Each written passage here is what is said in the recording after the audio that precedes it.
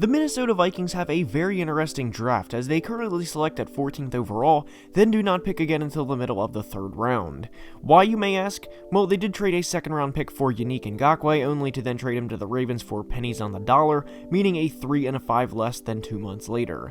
The thought process was to bring Yannick in and get him to play opposite Danielle Hunter, but what Vikings fans did not know at the time was that Danielle's tweak of an injury, and I say that with quotation marks around the word tweak, was a season-ending one, and that those two would never be on the same field at the same time. So 8 months later, the Vikings head into the 2021 draft with a needed defensive end, offensive line, and not necessarily major needs at many other positions, but there are a few places they certainly could shore up in the upcoming draft. But before we get started, please like the video and subscribe to the channel, as each only take a second to do and it would be very much appreciated. Now let's begin.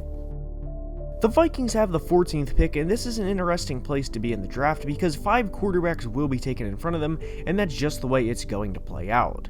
We know for sure the first 3 picks are quarterbacks, but after that it is a toss-up of who's who, but we know 5 quarterbacks will make up the top 13 picks, and more than likely 2 receivers, or a receiver and an offensive weapon if you want to classify Kyle Pitts as that, will be 7 of the 13 picks.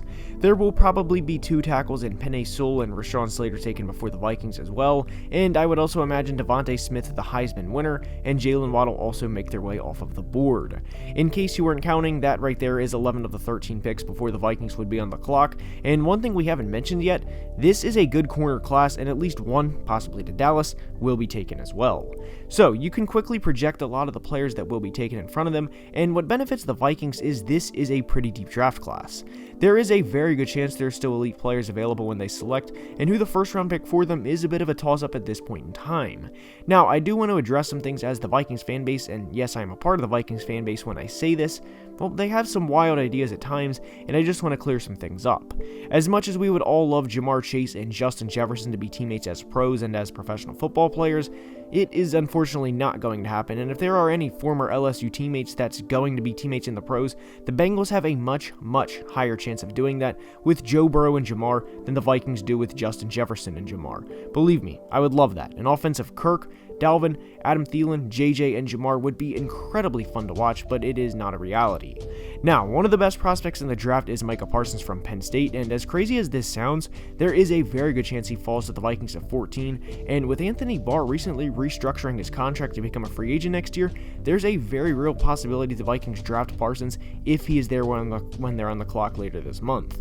They will, of course, have teams like the Giants who would be interested in his services, and there would probably be teams trying to trade up if he is available this late in the first round. But, as of now, given how the board is likely to play out, Micah Parsons ending up in Minnesota and playing alongside Eric Kendricks and Anthony Barr is not as unrealistic as this idea once sounded. Now, in a lot of mocks with the Vikings, you often see them taking Kwity Paye or Gregory Rousseau from Miami, and I would prefer Paye between the two, and we're going to break this down between the selections, and here's why. Rousseau at this point in time is a wild card at best, and his draft stock is all over the place. Some teams have him round 1, while others have him day 3, and with that type of uncertainty around the player, I don't think Minnesota will go with him in the first round.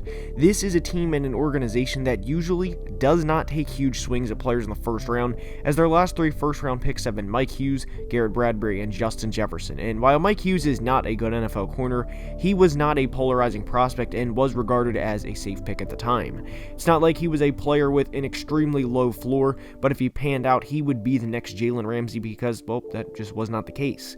And in Hughes' situation, he tore his ACL his rookie year, and he was really never the same after. Bradbury has had spurts of good and bad play, but again, he was the best center in the draft of 2019, and there is still hope he can turn it around. And as for Jefferson, he had one of the best rookie seasons of all time, and the Vikings capitalized on him being there. Now, as you may remember, they also selected Jeff Gladney last year, and he had an average rookie year at best, but he can turn it around in year 2 if everything goes to plan. But this is a team that will take chances at prospects later in the draft, as some of their best players have been acquired on day 2 and day 3, and this is a large reason why they have been successful for the most part over the past half decade. Danielle Hunter was as much of a project as one can be, and is one of the best defensive ends in the NFL.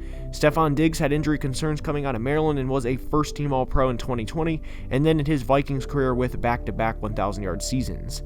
Adam Thielen was undrafted and has nearly 5,000 yards and 39 total touchdowns in the past 5 years. This is a team that's not afraid to take swings and trust young players to do things when their opportunity rises, and corner Cameron Dantzler was a perfect example of that in 2020.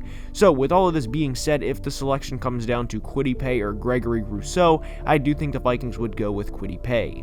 But I don't expect the board to fall to them in the worst possible way, as that would imply Micah is off the board, both elite tackles are off the board, and teams did not choose the big name QBs and receivers the way we currently expect them to.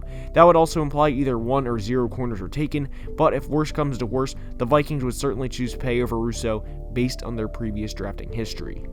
Now, if they want to go offensive line here and both Penei Sewell and Rashawn Slater are gone, Christian Darrisaw or Elijah Vera Tucker could be the pick.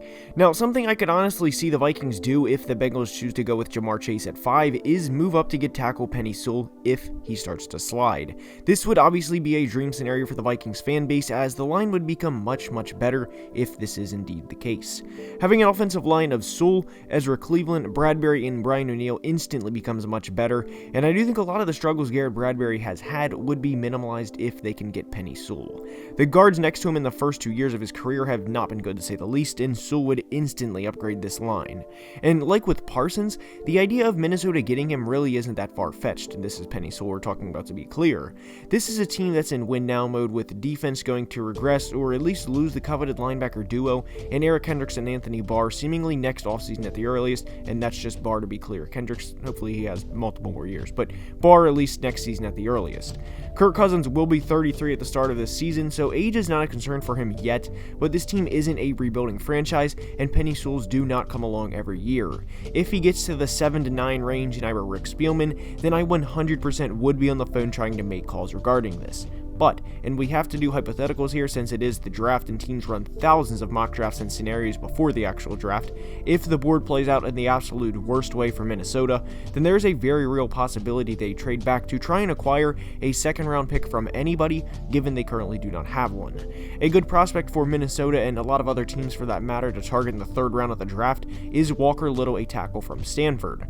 Walker has had an intriguing college career because he started at left tackle as a true freshman way back in 2017, had a season-ending injury in 2019, and came back for his senior year in 2020, only to opt out. Walker was regarded as a top 5 prospect of the 2020 draft, and when he was healthy, and understandably so. He has game, but had an injury, and he wanted to recover from the injury and prove he could still play at the collegiate level, to then resume him being a top 5 or top 10 pick. Well, unfortunately, a pandemic happened, and now Walker hasn't played in nearly 2 full years. But this would be the perfect example of the Vikings taking a swing on a riskier prospect later in the draft, and if it pans out, great. And if it doesn't, then other day 2 players don't either, and it could always be worse. Again, this selection makes sense if they would go defensive end in the first round.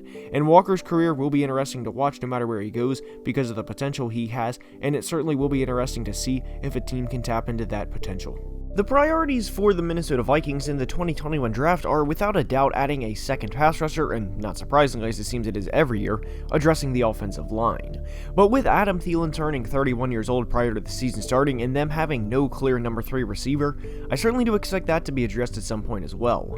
How early though is the question, and by the way, for what it's worth, there is no way Ja'Marr Chase makes it to 14. I said earlier in the video we won't see Justin and Ja'Marr as teammates at the NFL level, and we won't, but there will be at least another rookie receiver or 2 this year for the Vikings. BC Johnson is not the guy, at least the coaches don't believe in him, and that is consistently shown with how little targets he consistently receives. Chad Beebe is the same, and neither of those guys are third wide receivers.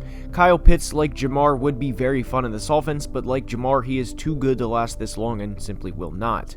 Now, as for the secondary, I do expect it to be addressed at some point, as Patrick Peterson is under a 1-year contract, and it'll probably be a year-by-year basis, but he's not going to be a corner on this team for the next 8 to 10 years. He's just not, and the same goes for safety Xavier Woods.